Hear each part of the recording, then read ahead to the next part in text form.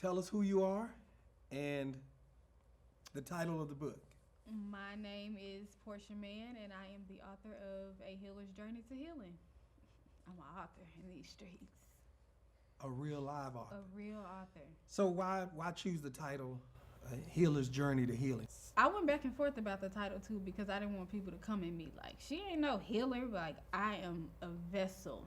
Okay, I'm just a healing vessel. And I landed on that because it just seems like I'm a safe space for people, be it people that I know, people that I don't know, whatever it is. I just feel like we always walk away from the conversations feeling a little better, feeling healed. And so you want to this is your journey to healing.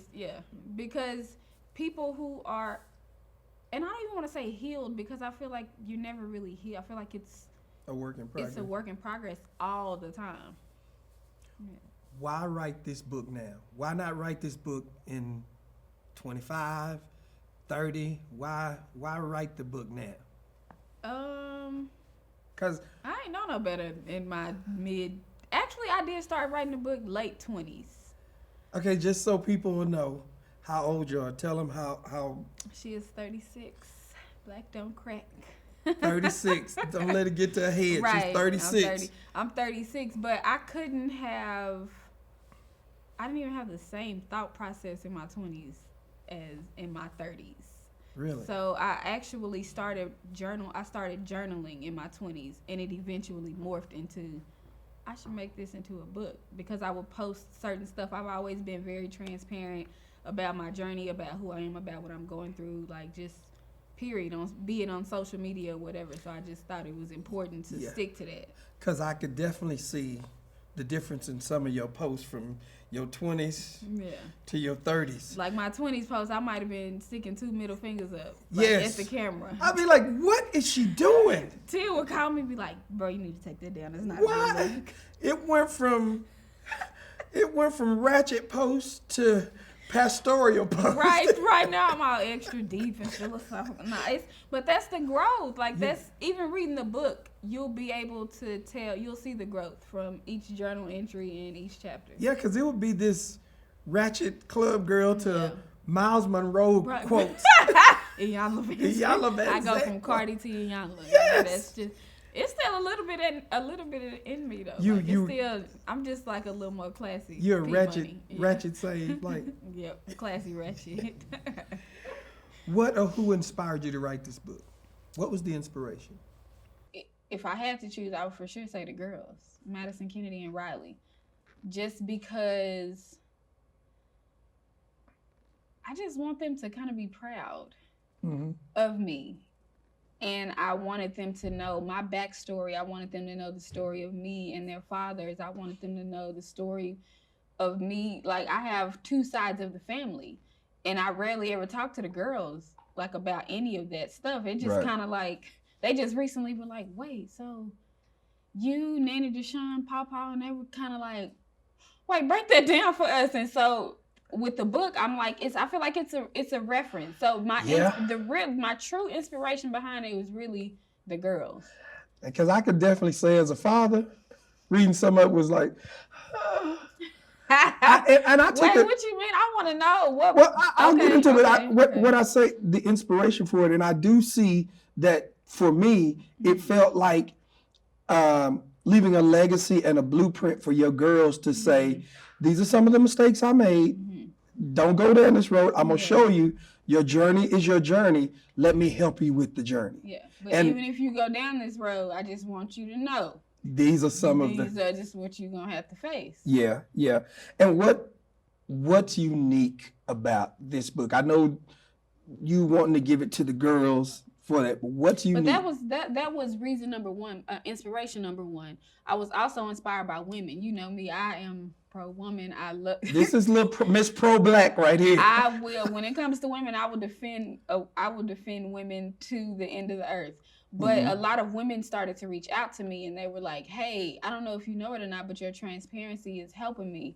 Like, I'm going through a similar situation. I'm going through this and I'm going through that. I'm like, oh, wait, I'm really not in this alone. There are a lot of women who share some of my same struggles and share my same sentiments for a lot of stuff. So I was like, okay, Lord, I see what you're doing here. I'm not that much of a people person, but you, for some reason, throwing people my way. Yeah, I had a lot of it. So with that, that'll segue me into is, what do you want the readers now? Is this for young women? Is it for old women? What do you want your readers to walk away with as they read through this book? It's funny you asked that, because when I started writing, I had only women in mind. Mm-hmm. But the more I started writing, the more I go back and read the book, it's for everybody. It's for anybody that is on a healing journey. Whatever that healing journey looks like for you, that's who this story is for. That's who the book is for. Mm-hmm. If you are in a dark place and you feel like there's no hope, there's something in this book for you. I feel like there's something in here for everyone, young or old. I've had different age ranges of women reach out to me, from the girls' friends, hey, ask your mom her advice on this, or Miss Portia, you should be a counselor, up until women like Granny and her sisters, and just will hit me out of the blue and just say, hey, you really inspire me, or I see you. So did you ever think that would be, because you always like, I'm gonna go to my room with my book with my little glasses on, and I'm not gonna say or do nothing to nobody. To now, like, you have become like the family counselor. Like, look, little Iyanla. I was just trying to say, you call me, you'd be like, Iyanla. But I didn't know at an early age. Mama just used to say something to me a lot. She used to just be like, Portia, you're the peacemaker. This is who you are. You may as well just embrace it. That's what God gave And you were just fighting it. No, I'm not. Like, no, I don't want to be the bigger person. I don't want to be the peacemaker right now. And I would somehow always end up being the peacemaker. But ain't it weird how God, no matter how much we try to run from... Because people, I'm like, and when I say I'm not a people person, I'm not mean. It's not that I dislike people. I'm not mean. It's just that it takes a lot. I'm not good at like initiating conversations or keeping people engaged. When it's time to end the conversation, I might be like, all right. But you do understand this book is going to bring a lot more conversation. Yeah, I do. Like, what makes this book unique from anything else on the shelf? It's thought-provoking, and it will start conversations. It will make a lot of people uncomfortable. It will cause you to have to reflect, do some self-reflection, because that's the only way that I could even start writing it, is I had to see me. Even when I write about my parents, mm-hmm. It took me, I had to get to a place to where I saw y'all as human first before I could even write this and share this with the world. I couldn't share this in the hurt state that I was in, because I would have been writing, you know what I mean? Like, mm-hmm. out of spite and out of hurt. And I didn't want to do that. I wanted to be tasteful while still telling my truth. But I felt like I couldn't be tasteful while I was in the middle of it. It wasn't until I'm like, no, they're human. Think about you in your early 20s. Think about this. They did the best they could with what they had at that moment. So I don't harbor anything. I just felt like it was important for me to share that, because that's a part of my story. Walk me through some of that writing process. Like, walk me through a night after dealing with your daddy. You done had one of them heated arguments, because I read the book, so I get to read I've already read the journal entries. Yeah. Walk me through that writing process and that mindset. It's one of the things that I don't like, that I write the best when I'm in a weird space. I don't like that about my writing. I wish I could write. It's coming. I wish I could write while I was in a good space. But most of the times it'll be, I'll be done left work, we had an argument or something. I'll sit in my phone in the driveway and type in my notes first, just so I can dump those thoughts. And then I'll get home, I'll write. I'll just like dump, and then I'll pray, and then God will check me. A lot of the times he's like, I understand you hurt, I understand you're mad, but they still my kids too. Talking about my parents, like your parents, they're still human, and they are still children, my children as well. So I need you to pipe down, get all your emotions out, and think logically. And so I would write, but I felt better after I just dumped it in journal. But I would be crying. Some of my journal pages have wet spots. Because as I was reading the book, I was reading your notes, and I was getting ready for this. It was like, I wrote from a hurting place. I wrote from a place that was broken. Daddy, sometimes I wake up, I know for a good 3 to 4 months, I was waking up at 4 and 5 o'clock in the morning every night. I was like, eventually I figured out it was God nudging me like, hey, you need to get in his word. I'm trying to show you some stuff. But I would get up face full of tears and just be on my computer. I either type or I get in my journal and I write, but it felt like draining afterwards. Yeah. I was like, I don't like this. This is part of the healing journey people don't talk about, when you up and you stress and you drained, and then it's just like, people talk about the beauty of it, you come out on the other side, but in that thing, it don't feel good. It's not pretty. Because you wrote in the book, the decision to heal myself is at the top of my biggest accomplishment. Yeah. I wouldn't even list things, or even above the birth of my daughters. The decision to heal myself is one of my biggest accomplishments. So I'll be the best for everybody I'm around. I can be the best mother for them. I can be the best daughter to y'all, the best sister to my siblings. Like, I just felt like healing was necessary for this journey that I'm about to go on. So let's talk about some of the journey. Lord.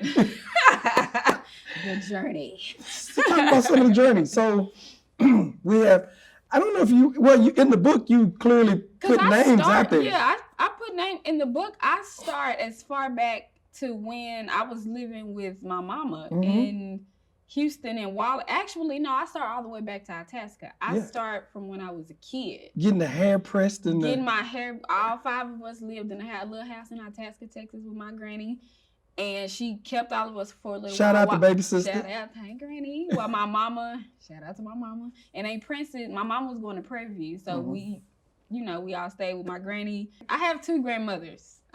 What I'm talking about now, living in Itasca, is with my granny, baby sister, or Cornelia, however you know her. We know as baby sister. As baby sister, right? But I remember those days though, because I think because it was church field.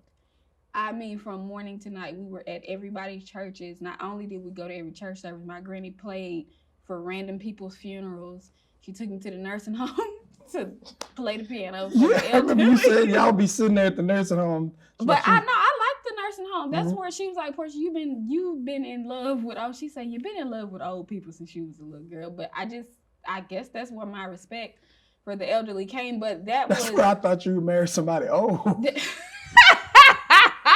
No, I just have a different, maybe I should, because I got a different patience with older people. You never know, you have a sugar granddad. So I spent some time there, and then eventually me and Shanera moved to Houston. We actually moved to Waller, but technically Houston, Prairie View, that area, with my mom and her new husband. And it wasn't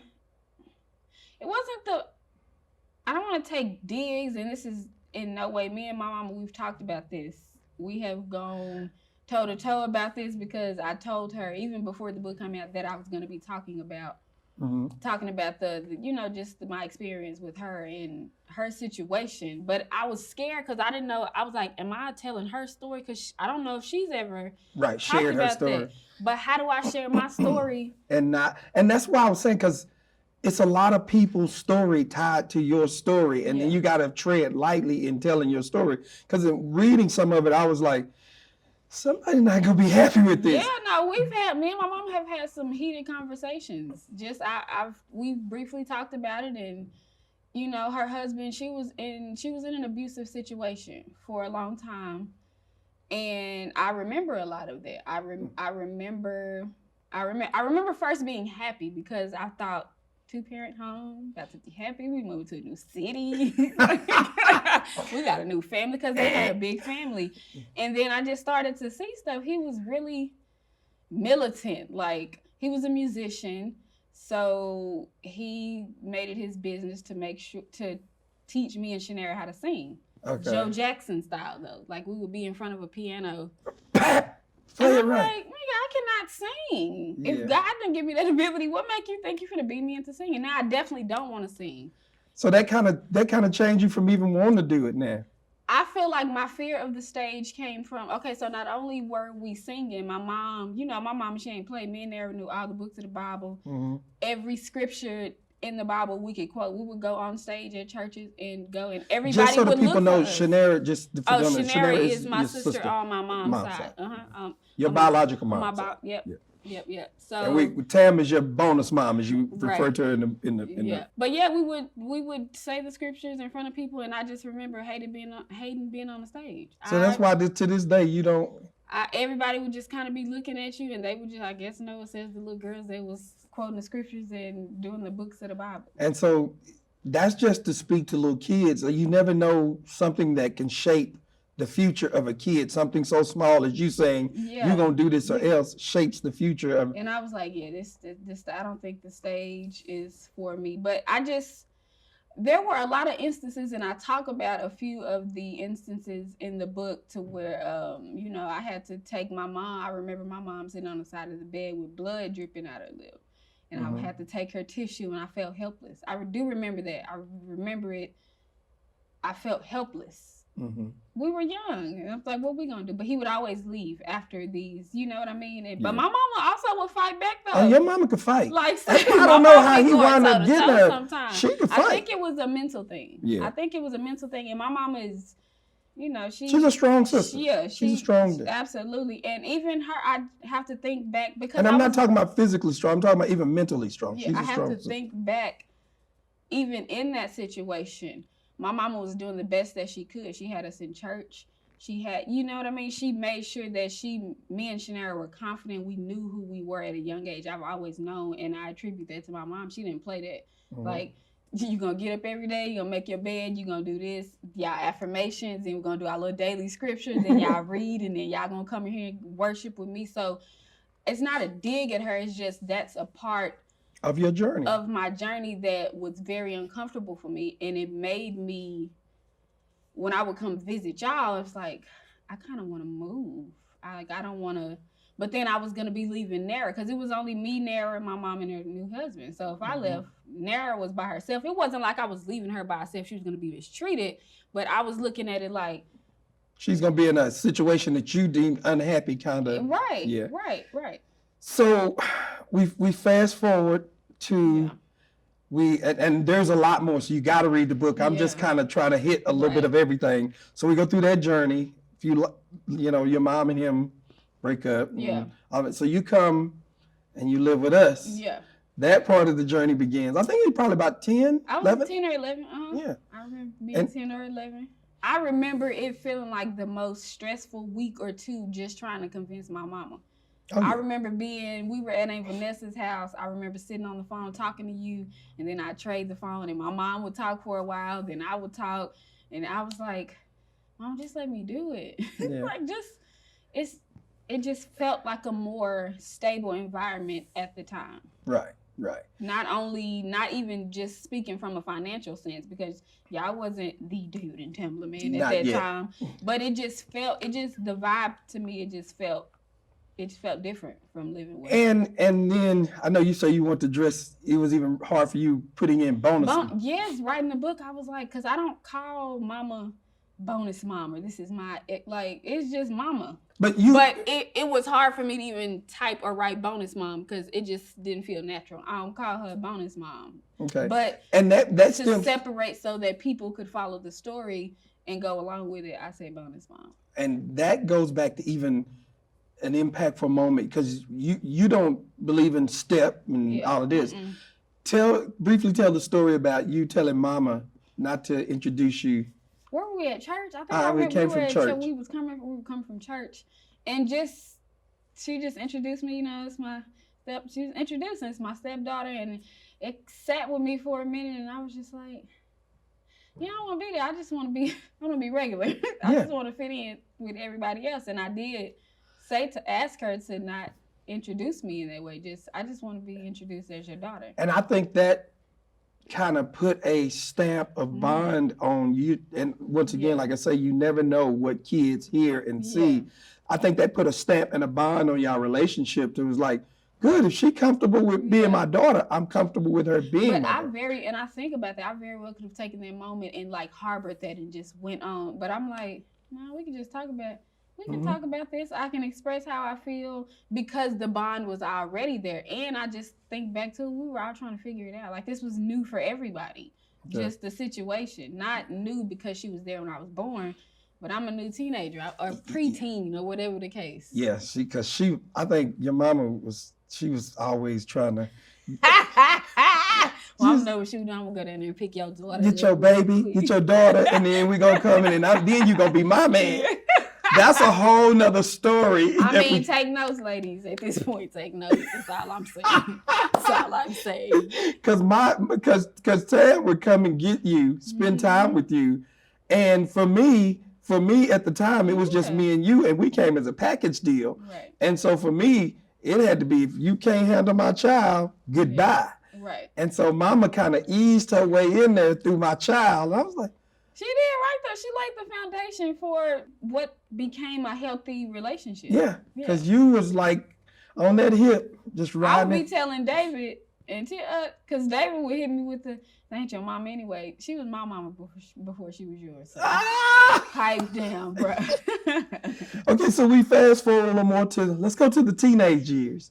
Teenage years when, we'll the school, we'll get to the puppy love, when part of the journey of the breaking down. I remember my first puppy love type situation. What was his name? David started Pee Wee football, and then we went to football practice. Actually, I met him at school, but then I saw him at the football field. This Dominique.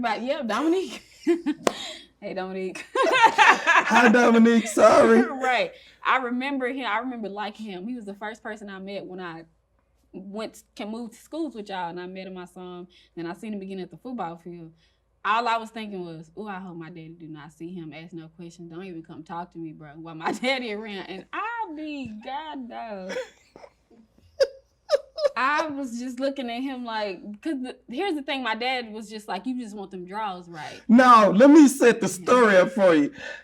So they standing there talking, like two, people. But I'm like this, like looking around like, I hope my daddy don't come, like, your son is on the football field. And bam, I pop up. So I'm talking to him, hey, how you doing? And he's like, I'm doing, because he's a very respectful kid. He comes from a very good family. Yeah, for sure. So he's like, yes, sir. Mm-hmm. No, sir. And I'm like, he's a good kid. So, overall, but he's also, how were y'all, about 14 then? We were in the 7th or 8th grade. Yeah, about 13, 14. So he's also a 13 or 14-year-old. Right. So I'm just like, so you like her? Yes, sir. And I'm over there like, yeah, he liked me and everything. And I said, say, you just trying to get them draws, ain't you? And I'm expecting him to say, no, not at all. What did he say? He was like, no. I was looking at him like, what? Who says that to somebody, daddy? And what happened to all this charm I saw at school? You supposed to be quicker on your feet than that. I caught him off guard. And I said, you trying to get them draws? This boy said, yes. Yes, with a straight face. And then I was like, we here now. I no longer can like you. My daddy busted you out. I can't. I'll see you at school. I do all I can, y'all. But I really liked Dominic. He was really my first crush, my first middle school crush. And then you found out Dominique had a little. Yes. You got to read the book to understand. Yeah, read the book to see where that went. So now we go to high school. Because I'm moving the story along so I can get to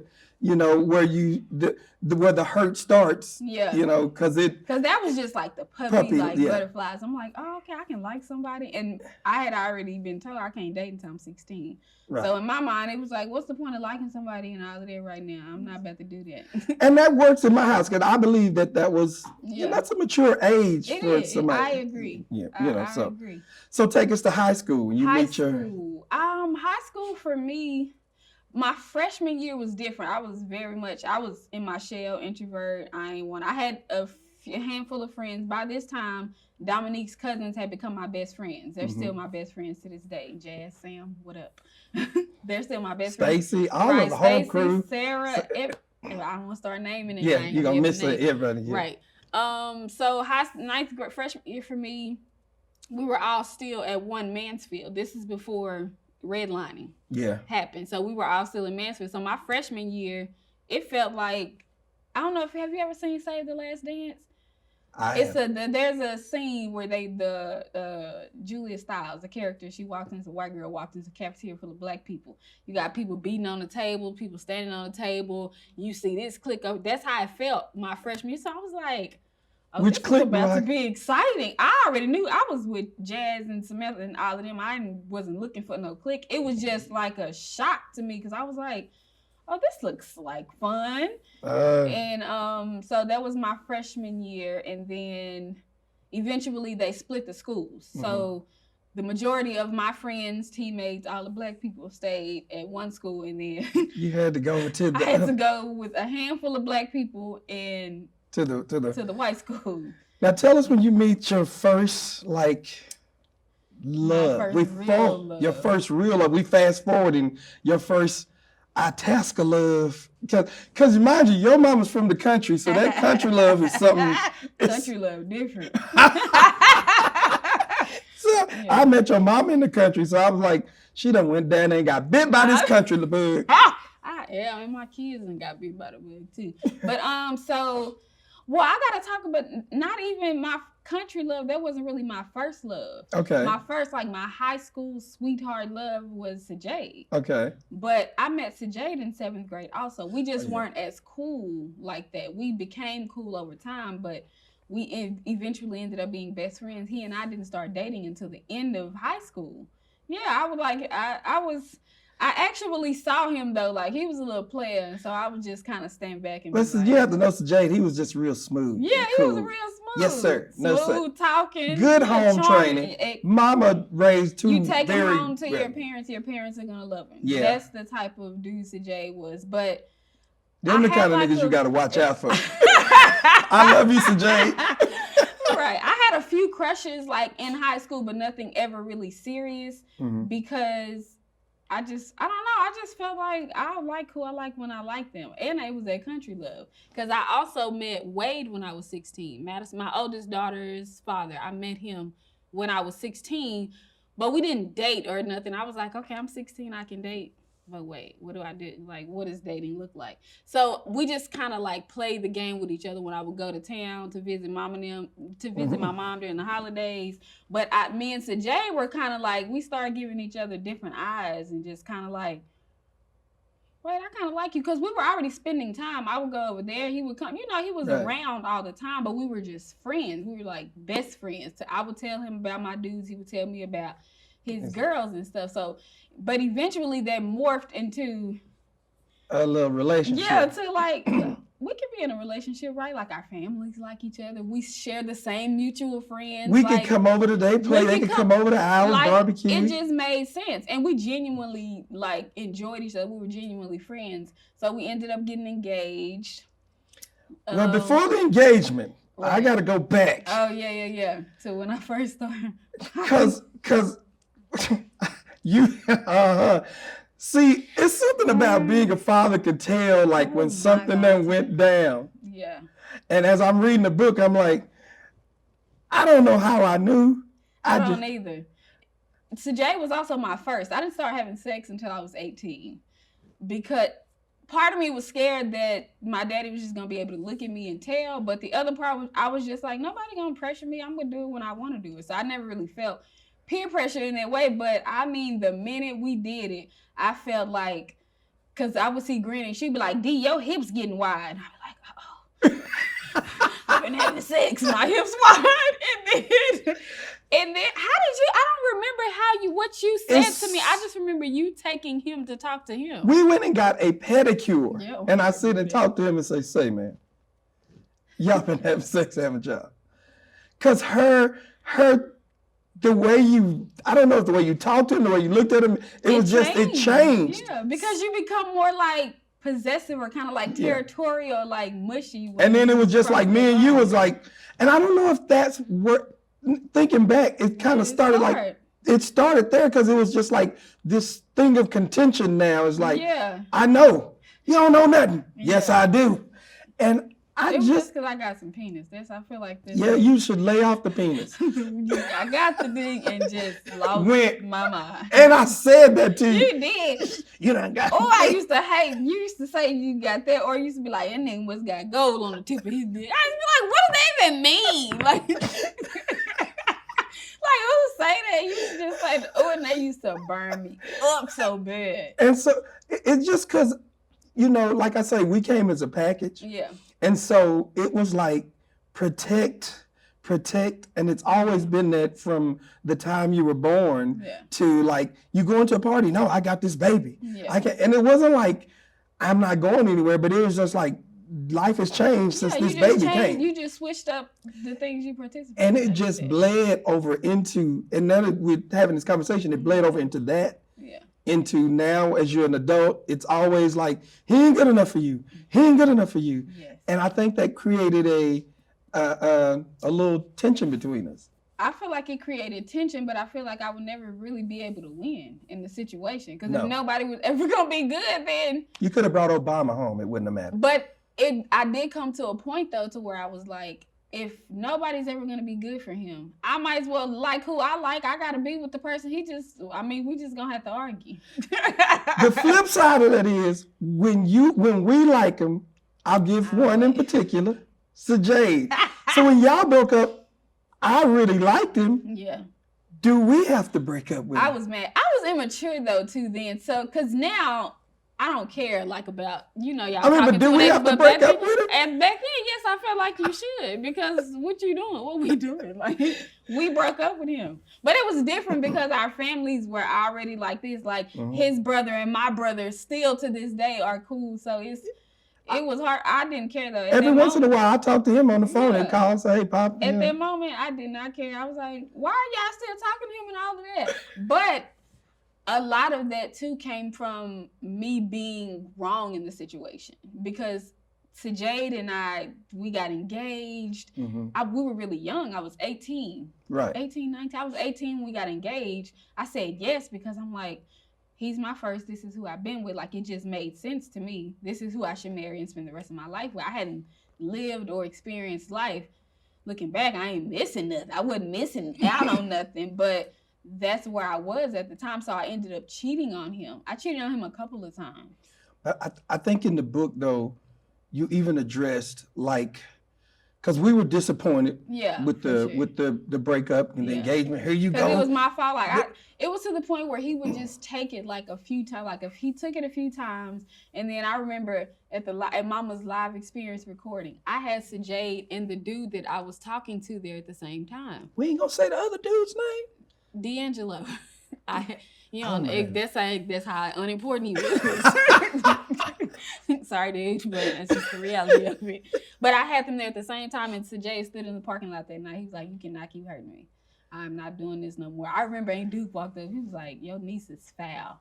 And so I was just like, "I'm sorry." He was like, "Nope, I can't do this no more." But I think with us, I know even reading the book, I can kind of, like I say, it causes self-reflection. Yeah. And as, I know for me, here you go again. You done messed up again, and you're doing the same thing again. Forgetting, and this is one of those reflecting moments that are uncomfortable that this book will make you do, is forgetting at 18. Think about the stuff you were doing at 18. Right. So, you can look at it from the view of a 30-something-year-old and say what you as an 18-year-old, here you go again. Okay, you're 20, here you go again. Yeah. And it's just like forgetting. If you go back and really look at some of the foul stuff you've done at 18, 17, 19, 20. Because now looking back at that, I've apologized to him too a few times. I'm like, I was a piece of crap for the way that I treated you, the way that I handled it, the way that I was like, I was just really young. And he laughed, cracked a few jokes. He's like, I accept your apology. Like, we were young, it's just. But I'm even talking about this. And when you say this book is for everybody, even as a parent reading the book, it helped me reflect back on some of the stuff. It's like, yeah, I did judge her harshly. Yeah. And you wrote that in the book. And of course, when I read it, I'm like, I want to rebut. Like, I'm going to call and tell her, no, but we did. You should have, though. No, but because when you think back at some of the stuff you did at 17, 18, 19, it's like, you should have lightened up. You should have been just kind of like. I just felt the pressure to not always be on, but felt the pressure. You set that for us at an early age. Don't take no for an answer. You need to have a plan. What you got going? What's your plan B? All right, what you have. So I felt that at 18, I felt that pressure to be like, I don't even know what I want to do with my life. And like, now I'm here. I'm engaged. I just wanted to kind of live. Right. But looking back, But would I change it though? Yeah. I don't know. That's a question I can't really answer if I would change the way that I did things then. But I think that's what the book takes you on that journey, so you can see. It's up to the person to make those evaluate themselves. Mm-hmm. Like you say, would you change it? Maybe some yes, maybe some no. But what I took from the book is there's some parts of the journey that you have to see in order for you to be now, to be where you are now. Because in the book you write, your mind is the very center of your soul. Yeah. I thought that was deep. Your mind is the very center of your soul. Think about it like that. Yeah, you said if you can master your thoughts and emotions, you will master your soul. Yeah. What is that? Something that I had to master. I had to get my thought. I'm an overthinker, so I'm always running wild with my thoughts. My emotions. I'm always reacting emotionally, which a lot of the times when me and you got into it, you're passionate, I'm heated, and I'm here. And we both would be there, but I'm like, it just didn't sit right with my spirit. And so I'm like, I have to be able to figure out what these emotions are, process them, figure out where, because I don't want to be throwing the wrong stuff at the wrong people. Mm-hmm. And a lot of that was like, okay, Portia, then you need to clean up a lot of your own trauma then. You need to clean up a lot of your own stuff so that you can flourish in these relationships and your spirit won't be bothered. Mm-hmm. Work on you and everything else will kind of just unfold. So we go through the puppy loves, and we have a first child. Remember in the book, firstborn. Madison was playing. Yeah. Madison was playing. You ain't know that. Once I read it, I did say she's cuckoo for Cocoa Puffs. Dumb as. You got to tell us why you planned it. Now, I don't want to give too much away in the book, but this story you got to tell. So Madison's dad already had a kid. Arissa may have been 1. She was young. Anyway, he already had a kid. And so I had moved back to Hillsborough from town. I got fired from Tilly Man because I was not doing my job. I moved all of my things from here, and now I'm living in the country. Mm-hmm. And so I see that. Because you felt like being in the country, you and Wade could spend more time together. Yeah, me and Wade could spend more time together. I'm like, this is the life. We've been talking about this since we were 16. Like, we about to live the dream. Funny. As you were doing it, you say y'all are riding and say, yeah, we always dream this. Yeah, it's like we riding off in the Sunset to Paradise. So maybe we was in the top. But no, I remember looking on his other child's mother. I looked on like a MySpace or something, and she was like, da-da-da-da to the new baby, like a few months to the new baby. I was like, new baby, nigga, who your baby mama pregnant by? And he just got quiet. He go, Black, I'm sorry. And I was like, so it's your kid. You about to have another kid? And I'm in town and we like about to live our dream now. And so eventually we talked. I put the conversation in the book. You got to read the book for the full conversation. You really got to read the diary entries. That's good stuff. Eventually my dumb tail landed on, I know, I'll have a baby by him too. That'll do it. Like that'll keep him. But so we planned Madison. We literally planned Madison, and he was like, I love you so much more now. And I was like, yeah, because I'm a fool. Duh, because I'm a dum-dum. And so he has a baby 1 month, and then... Madison and her sister are 4 months apart. Madison's sister was born in September. Madison was born in January 2008. I remember her sister coming over. I would have 2 car seats. Madison and the sister in the bottle, they would be like swapping bottles with each other. They were both young. But hold on, that ain't even the kicker. He left when I was 8 months pregnant.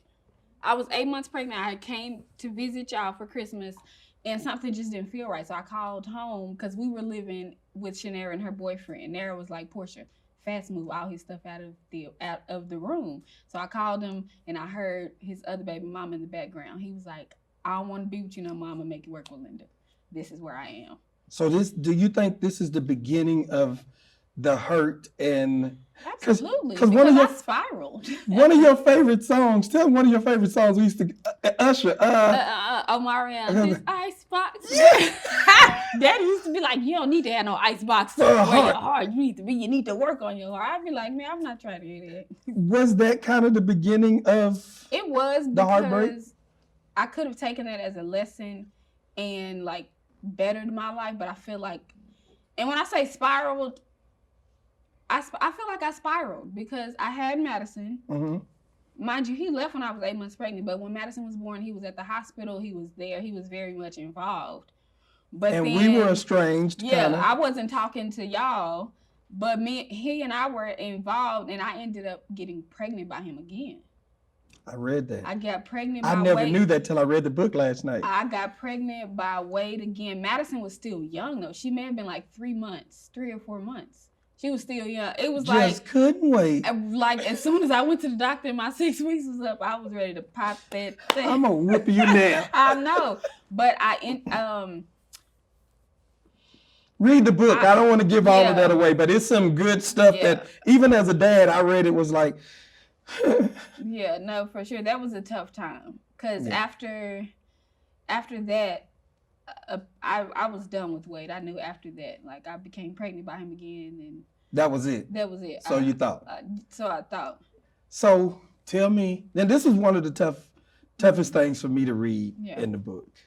You know, because I used to do random calls on you. What you doing? Yeah. Is just to kind of keep in contact with you, and I never knew.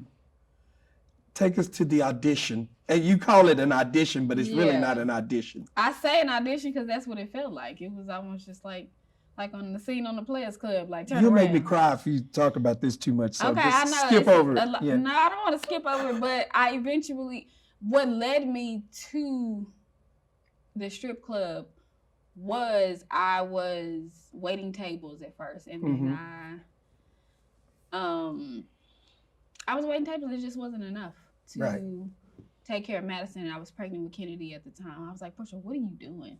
Like, why are you doing this? You come from, your mama and your granny. You come from a praying family, and then you got this. Your mama and daddy over here, they traveling in the world, and they are, reaching a lot of people. It's just like, what are you doing? But pride will have you. Right. Pride will have you doing some really dark stuff, and I was in a really dark place, and I refused. I was like, I'm not about to call home and ask for money for Pampers. Right. But that part, it was hard to write that part in the book. So, there's this thing I would tell y'all. I had this deal. You can make mistakes in life, but never make life-altering mistakes. Yes, that was it was annoying, but I get it now. It's like, make mistakes, but never make life-altering mistakes. And it's not mistakes. And I in no way, when people see this, want to think kids are a mistake. They're divine, given by God and all that. But I never wanted y'all to be in the position that I put y'all in. It's like having to deal with two homes and coming this. You find yourself a young single mom with a baby already. Mm-hmm. Doing baby already, another baby in my stomach, not quite showing. Right. Not making enough money waitressing, so I found myself at the strip club.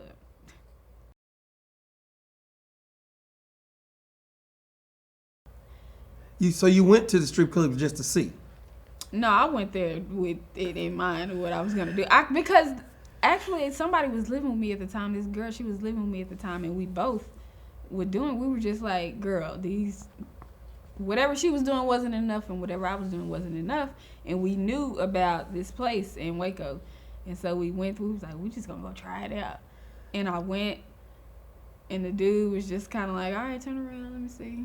Okay, when do you want, when are you available, blah, blah, blah. But I had to go, the same day I had to go audition, I had to go on the stage and dance. He was like, okay, we got some clothes. Right!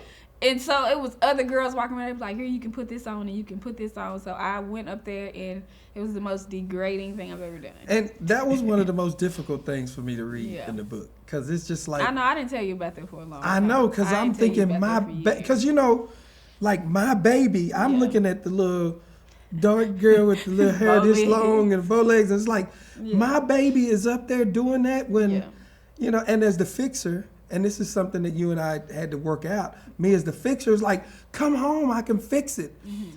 That really, that hit my soul. Yeah. And when some of the stuff you share with me, because... That was my pride. Yeah, because I was, it was uncomfortable. That's why I didn't tell you for years, because I already knew. Yeah. I felt, I knew you were going to be sad about it, because what parent who want to find out that their child is doing that. But my pride was a lot of the reason. That was a lot of the reason why I ended up there. I think too, and I have to say, yeah, this is what I talk about, the self-reflection. I think too, some of that is not a safe space created for us. Because a lot of times, you know, and you talk about this a lot in the book, just creating this safe space to where your kids could openly come and say, I got a situation. Right. To the point to where it's like, I saw something, I was scrolling online, and it was like, I want my kid to be able to go, oh, I'm about to call my mama, instead of, oh, I don't want to call my daddy, or I don't want to call my mama. Right. I want it to be like, now I feel like, oh, let me call daddy. Like, I'm just, no matter how uncomfortable. Yeah, because some of the stuff you comment about. I know, but I feel like I'm just making up, because I wasn't able to do that back then. So you got to get all this work. You know, and like for me, forever finding the funny in something. Yeah. You told me once you got around to tell me get over the initial shock, because there was also, you told me one story about you walking into, we won't say the store because we don't want them to come after you. Right. I would shoplift for sure. Like you said, you had a whole basket.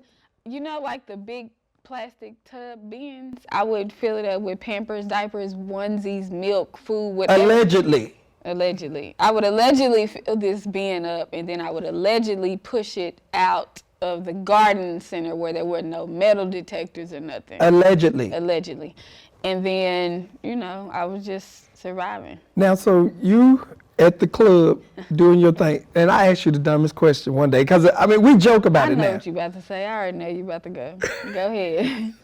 Go ahead. Tell them what I asked you. What's my stripper name was. Like, why do you want to know that? What difference do it make? But it was typical. It was chocolate. Like, it just made, it wasn't like I had a name picked out. I was like, yep, I'm going to go strip. It was like, nah, it just made sense. And I'm sitting looking at her like, you couldn't think of nothing better than that?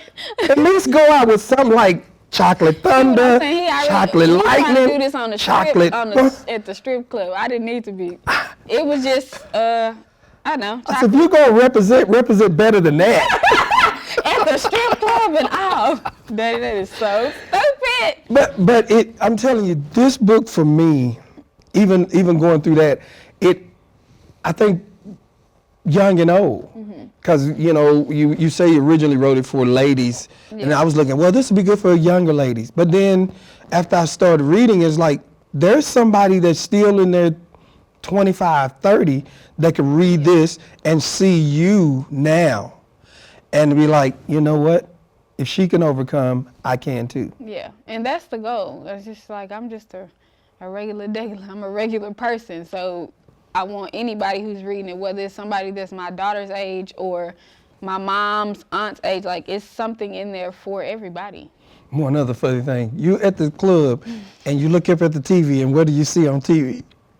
Meet the Brown. I was like, you know what? I feel like God was doing that on purpose to me. Because he's like, now you know you need it.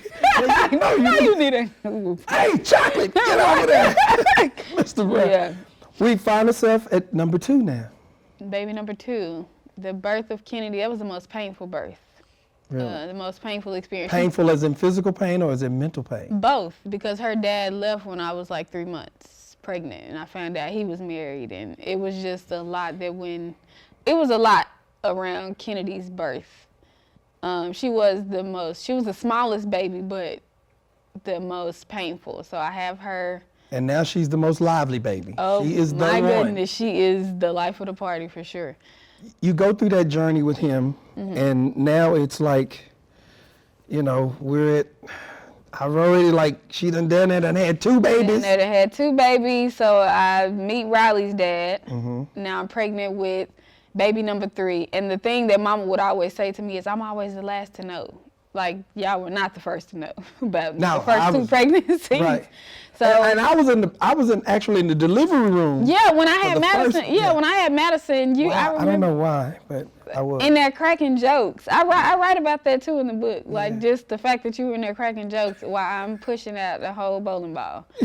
But anyway, I had, where was I? Raleigh. So. You called Mama. Oh, Now I talk about there being some uncomfortable moments for everybody. You didn't discriminate on your uncomfortable moments, because all of us got some. Yeah. You know, especially, and I'm glad, and I want to say, I'm glad you left that stuff in there, because I know you were going back and forth. I was going back I'm and gonna take forth. the names out. I don't want to say that, because my daddy and mom, they celebrities and what it is. I think it was cool because it lets them know we deal with some of the same junk. We are human like everybody else. So in an effort to not let mama be the last to know, I call, just to let her know I'm pregnant again for the third time. And she hit me with, Portia, you're not going to be able to take care of 3 kids. I do not suggest you having this baby. I don't know what you're going to do. You're not going to be able to do it. Like, what are you thinking? And it crushed me. But it also pushed me to the point to start doing stuff. I felt like I had to prove a point. Like, I can raise these kids. And I also felt like they were my responsibility a lot of the time. So a lot of the times it was pride, but I felt like it was my responsibility. I was out here making all these decisions. I wanted to be grown and making all these decisions. So I felt like I had to figure out a way to take care of these kids. With that, it segues me to this. Generations look to us to bring restoration to families and relationship. The generation before us laid the foundation, but it's up to us to continue the healing work and add to it. Yeah. So acknowledge and appreciate the things that your parents, grandparents did to get you where you are, and just build upon that. That was my thoughts when I was writing that, because I didn't want to be or mirror y'all's lives. Now, there are certain things that I take from you and mama to this day that I'm like, I'm glad they put that in us. But I never wanted to mirror that. I just wanted to build upon it in my own way. So we're getting baby number 3. Baby number 3. Riley's born. I want to come and punch you in the throat after number 3, but they're still ours. Yeah. They're ours. Yeah.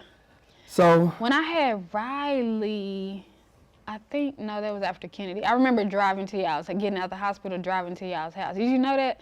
After I had Kennedy, I packed the car up by myself. Me, Madison, and Kennedy drove to y'all's house when y'all were living in Cedar Hill. Yep. I remember collapsing like on the bed. Madison threw up, but Kennedy was like a little newborn baby, and I just kind of collapsed on the bed.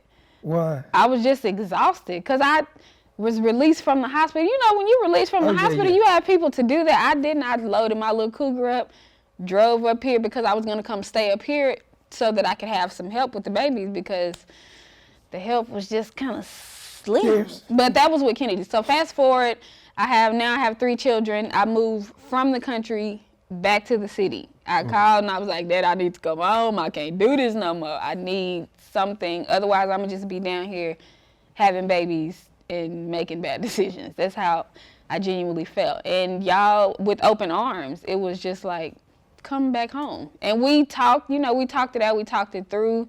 Y'all expressed why y'all felt the way y'all felt, and I expressed why I felt the way I felt. And I started back working for the company. I'm back here. I have a couple of relationships, and then my last relationship was Josh before I met Ace. Did we get Ace? We going back? We going all the way back there? Okay, got you. After the relationship with Josh, I didn't want to bring Ace around y'all for a long time. I didn't want y'all to meet him. Me and you. Oh, because we clashed over Josh. That's the real. Yeah, we clashed over everybody. Well, So it's because it goes back to like, nobody's good enough. No. So how am I gonna win ever? You could have bought the Pope. You could have bought Obama. Anybody. But in that, I felt like if he felt like nobody's good enough, I'm just gonna date who I want to date and do what I want to do. I'm not about to try to live my life to make you happy if nothing is really ever gonna make you happy. And it really wasn't about the guys. It was about, and we had this conversation before. It was about protecting you from the hurt of the guys. That was always. You did wanted to do that. You wanted to protect me from hurt a lot, but I would always tell you, no, Daddy, sometimes I have to bump my head, or sometimes you would be like, that's the dumbest thing ever. Because it's difficult. That's just like, even we talking about the stripper situation. It's difficult to watch your kid hurt. And it's difficult, and so I would say I would sacrifice us sometime to protect Yeah, and that's what I was saying. I'm like, for the sake of our relationship, this is how we have to act. And you was like, you ain't giving me no ultimatum. I can either have it this or this way. And I was like, well, you will not be involved in my personal life. And that's two alphas, that's two. Yes, and I did not and I dated Ace for months before I ever brought him around because I was like, well, I gave him ultimatum. I told him if he wanted to be a part of my personal life, we gonna have to do this way. And it's going good. Yeah. We're cool. We're cool. Everything's fine. Yeah. Then you decide Christmas. Christmas Eve, I'm starting my own tradition. It doesn't matter that we had these traditions going for a decade. I'm like, what is that? Yeah, I decided to stay at home with me and the girls and Ace and his kids. We opened gifts at midnight, and I knew it was a thing. I felt bad though for not coming, but then a part of me was like, no, if this is somebody I'm about to be with and we gonna do this thing, like, no, they gonna have to realize. Now in that it wasn't so much they're not coming, it's like they're not coming for Christmas. Now what did we do bad? What did we do wrong? Yeah. And I think, like I say, I keep going back to the book forces you to have self-reflection and take a look at, like, it's not that you did anything bad. Yeah. It's just that I'm trying stuff of my own. I'm trying to figure this out. I think I had just turned 30. Yeah, that was like at the top of my 30s. So eventually I bring him around. Y'all meet. Everything seems to be cool. And then, we have a housewarming party. Turns into, bam, I'm engaged. Yeah, you're engaged. Engaged. And I knew about the engagement. I knew how nervous he was. I was with it. Mm-hmm. I'm saying, because even with, because we talked about PTSD, and you even talk about it in the book, just about because I remember PTSD. I first told you I was dating Ace, and I mentioned the Army. You was like, he crazy. You got to watch him. And I said that. Yeah. Because I didn't understand PTSD. I told him that, though, when I first met him. I know. And you said that. And he checked me. He was like, hey, let me tell you something. Like, let me give you a little. No, what he told you was that ain't funny. Yeah, that shit ain't funny. Yeah, that's what he said. I was like, oh, my bad. Okay. I know that. But PTSD is a real. Word of the book, by the way. PTSD is a real thing. And if you are with somebody that is suffering from PTSD, it's a lot. You should really educate yourself on what that looks like. But we're engaged. I know I do want to ask you something though. So, what made you say yes to him? Like, he had to come ask for my hand. Why did you say yes? Well, you could say now Ace is different. Mm-hmm. Ace Very is different. unorthodox, right? He's different, but you get Ace whether you at church, whether you get consistent Ace, and he was consistent. And I wasn't marrying him. He was asking to marry you. All right. And so, and just hang around. He seemed sincere in asking, want to do it. I want to get it done. Help me kind of, and I was like, cool, let's get it done. Yeah. And so, and just looking, it was just like, if she's in love with him, because I know you and I have, and I didn't want her anymore. Right. And I really, really wanted it to work for you. Right. I was happy though that you did, because I was like, oh, this is different, like. Because if I didn't want to be there, I wouldn't have came. But y'all weren't the coolest, but it just felt different from the other situations in the beginning. Now, as time goes, we're planning the wedding, we're doing all of this stuff. We get to the wedding day. The wedding day. You go ahead. This is your story. You tell yours. I don't even like to look at the wedding pictures or videos. I can now, but before, when I first started going through the divorce and we separated, I was so pissed off because I was like, this was my wedding. This was supposed to be happy. Like, me and you get to the end of the aisle and there's a snap, there's a photo where you just standing there like this, like looking him upside his head like, you doing too much playing. This is a serious moment here. Right. I remember you asking me when we opened the doors before I even walked down the aisle. You was like, we can go. If you and I meant that. This, you was like, I meant that. If you didn't want to do this, we can take off. Yeah. I deal with the consequences later. But I felt like I was like, when he asked me to marry him, I knew that we did need to get married. I just didn't want to say that to anybody. I went in the bathroom and cried. But I felt like it was me and him. So I'm like, okay, he took the lead. He asked, like, we're going to thug it out together. We about to walk this journey together, because he was unsure about some things too. So did you not want to do it because, did you just say, okay, yeah, let me go ahead because the hoopla? No, not even because of hoopla. It was really a lot of just me. That may have played a small part in it, but the main part was for me. It was like no, you said like you committed, you and him, because we had discussions prior to even thinking about getting married or anything, or otherwise he wouldn't have even asked me to marry him. But I just was like, I felt like I really could do it. I felt like I could do it. That's just really simply put. I felt like I was ready, and I felt like I could do it.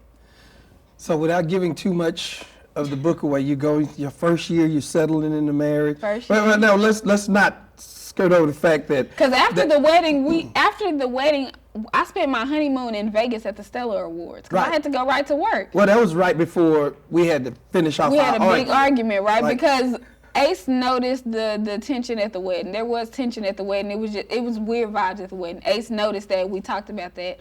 I suggested that we come over to y'all's house and have a talk because we were all going to Vegas together because we were going to spend our honeymoon there.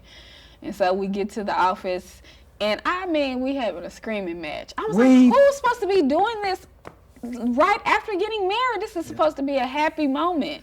And it's not that I didn't want you to get married or whatever. And we talk. I don't want to give too much away because we talk about it in the book, but it's more of I value the sanctity of marriage so much to where, because I played it out. Our 25th wedding, man, nobody can crack a good joke better than me in a serious situation. Right.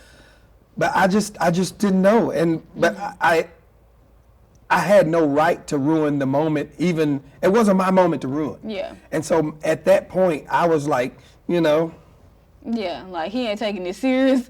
Mama was like, they been drinking because they had started drinking as soon as we got to the venue. But I was just used to that with Ace. Yes. I was used to that with Ace, even the jokes. But during the vows and during the ceremony, I understand what you mean. That was a very serious and sacred time. That was not time to be. What was the phrase? Dilly dilly. I never wanted to hear that phrase again. There's that dilly dilly, and then the audience would be like dilly dilly. I didn't know what that meant. It was from a commercial. I don't even know where it was. I just remember being so nervous, and he was like, Portia, I was just cracking jokes because I know you was nervous and you was crying, but I'm like, my daddy over here frowning, mama sitting on the front row frowning, Tia over mama there was like mean mugging. I was Tia, frowning, but mama. Bridesmaid over there like this, looking like this nigga done too much playing up here. And so we felt all of that tension at the wedding. Fast forward, we had the argument. We got somewhat of an understanding, because the understanding that we walked away with was just that Ace was like, Portia, I'm not going to be for everybody. Right. I need you to be okay with that. And so I was like, cool, whatever. We just going to keep it separate in whatever way it is. So we go do the Vegas thing. We honeymoon. Now it's time to start traveling to go on the road. Then I get a Instagram DM from... Well, I think you started with y'all went to a honeymoon of another. No, we went to a wedding. Okay, so his best friend. You think I didn't read the whole thing? Right, his best friend and his wife were getting married. We're gonna go to Florida. We're gonna drive to Florida for their wedding. His best friend's wife, shout out Miss Parker. Hey girl, she comes to me and she go, hey, I just want you to know that I'm still very cool with Ashley. I'm gonna just say the name. We here, forget it. I'm still cool with Ashley. And she's coming to my wedding. This Ashley was Ace's ex-girlfriend. And so I was like, at first I kind of paused, because, the G in me, I ain't going to let nobody see me sweat like that. I just told both of them, I was like, as long as nobody try to play with me while we out here, y'all will have the most amazing wedding, the most amazing And you time. putting it like that's not what you said in the book. No, that's not. But the minute I feel like anybody like playing with me out here, if I see some googly, I'll flip all this stuff over. So as long as we had that understood. And can I add, by the way? What? You can't fight. So I don't know what you was doing, all of that blow.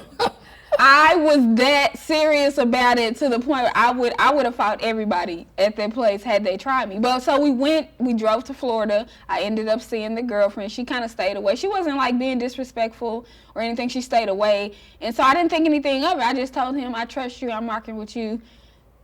Don't let me find out nothing though. Like, just don't be out here being weird and we will be A-okay. But if you start acting weird, then I'm going to make your life miserable out here in front of everybody.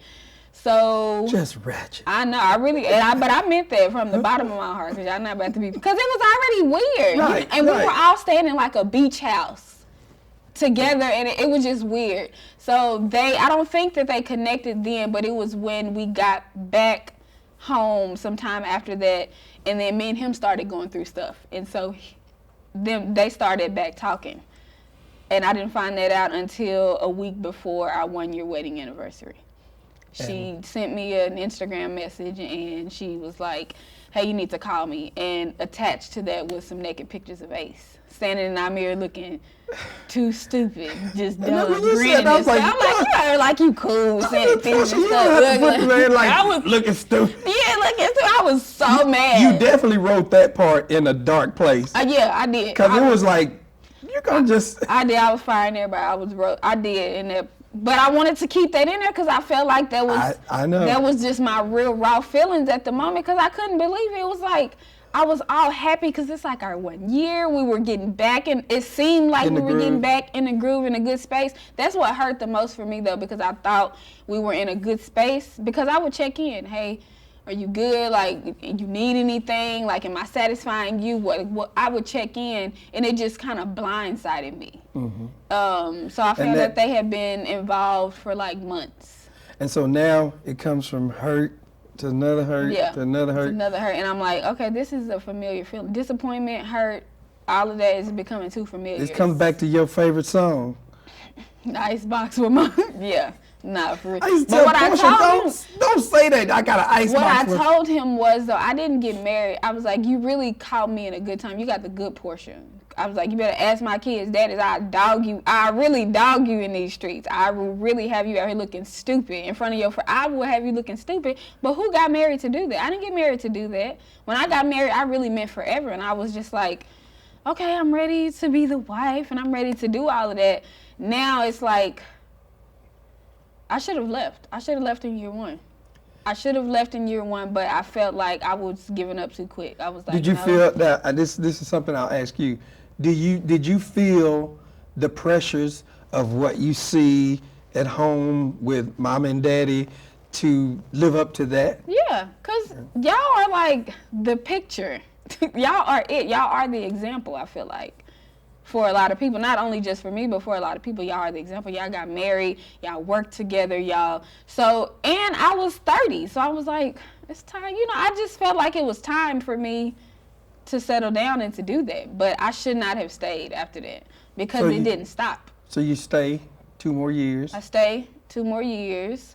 There are a couple of more instances with other women throughout those 2 years. And I was like, cheating is not a deal breaker for me.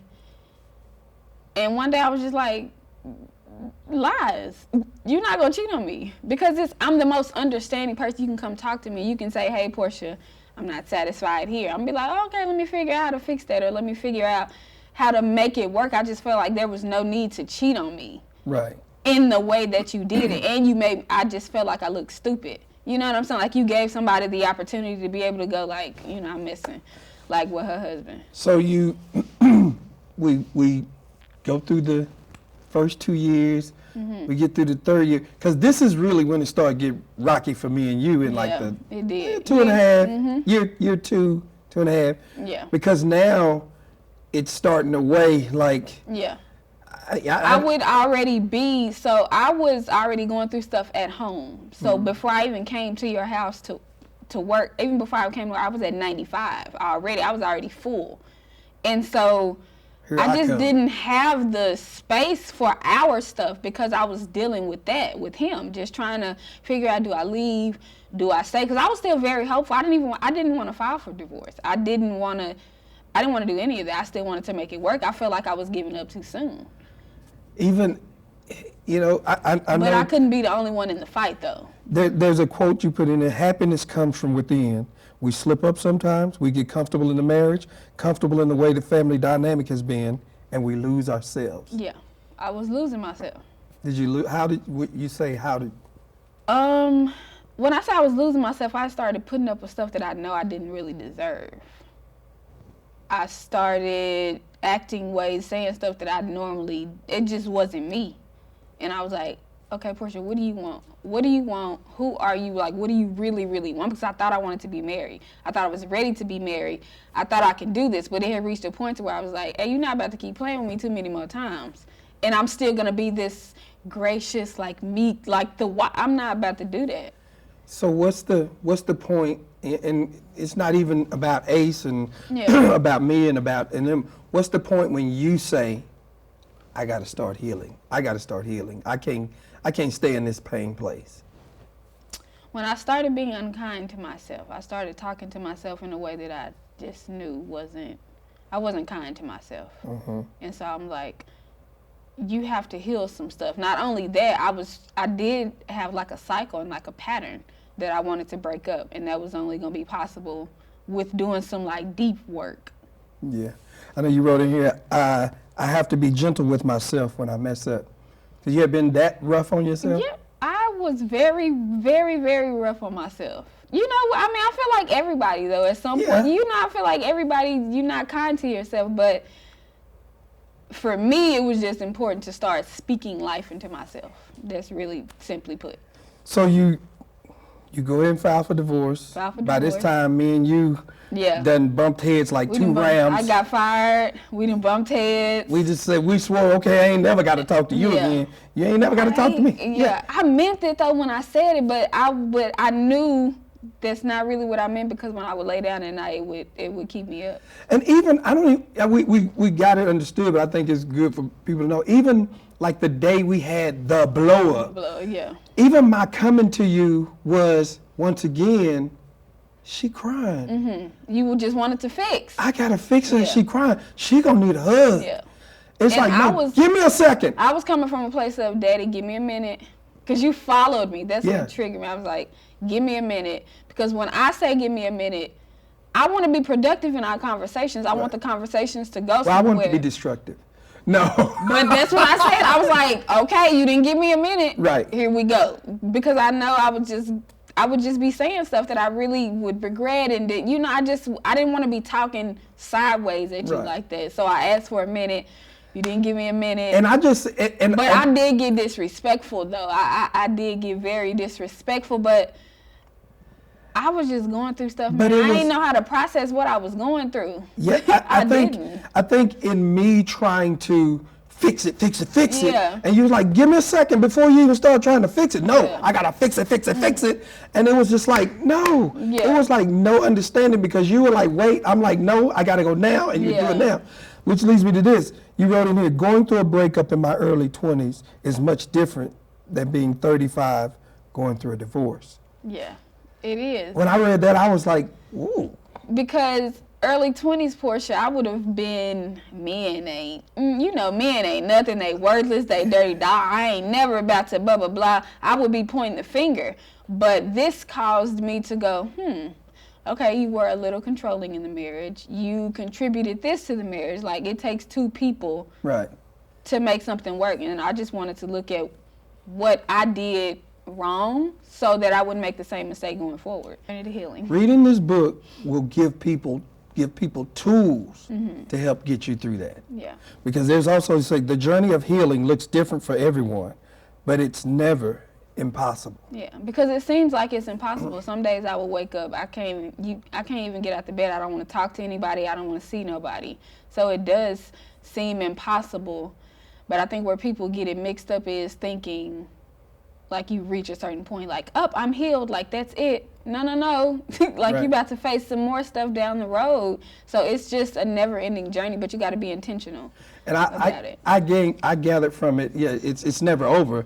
We're always a work in progress, but it's not impossible. It's not impossible, yeah. You just got to do the real work. It's not impossible if you're really willing to do the work, and it starts with looking at yourself. Because now I feel even when we disagree, which we do a lot. Yeah. But they've been like, chill. Yeah, but I feel though like it's not a disagreement of rebellion. It's a disagreement I think there's a different angle on that. Yeah, we just. And I'd even look at it like, I'm going to look at her angle. As before, it was like, she don't know nothing because she young. She ain't lived long enough to know nothing, and you don't know. But it's all about perspective. Right. It's about perspective. So as we kind of sum it up, as I was going through my notes, I just say, I think I want her to close with reading something for us rather than me asking her questions about it. Okay. It's called Dear Reader, and you wrote this to the readers. I did. So I want to let you end it by This reading. actually was a journal entry too. Oh, really? And that's what's really cool is there's some cool,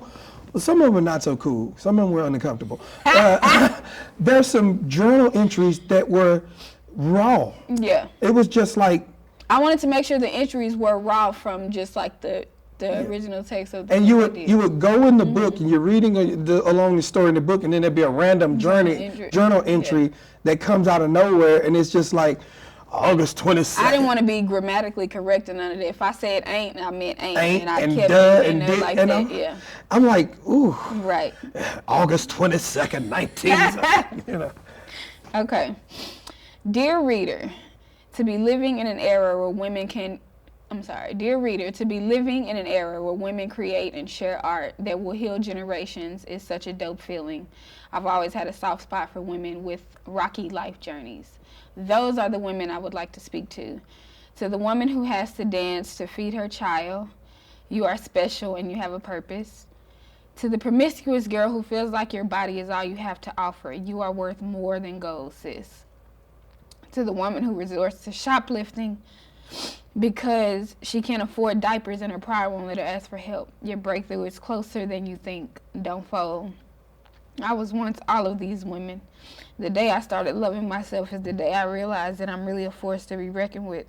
Past mistakes no longer define who I am. They are what I did and not who I am. The end. Cut the cameras. I start crying. People write off women.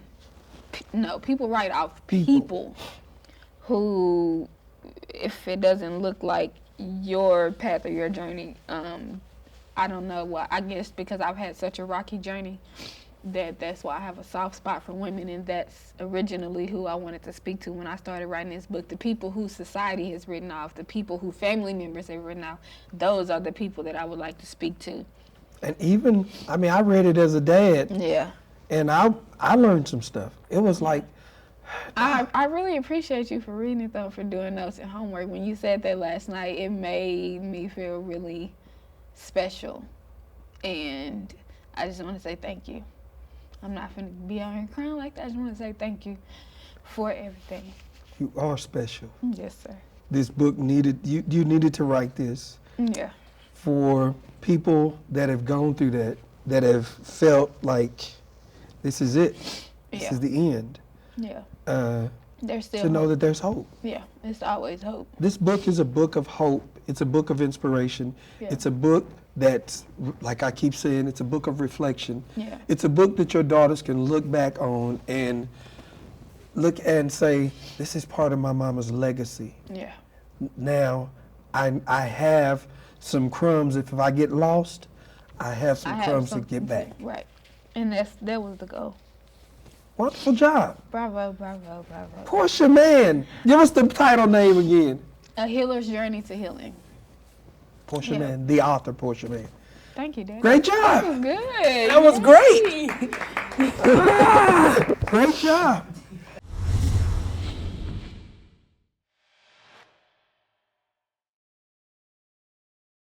Porcia Mann, ladies and gentlemen. Yay.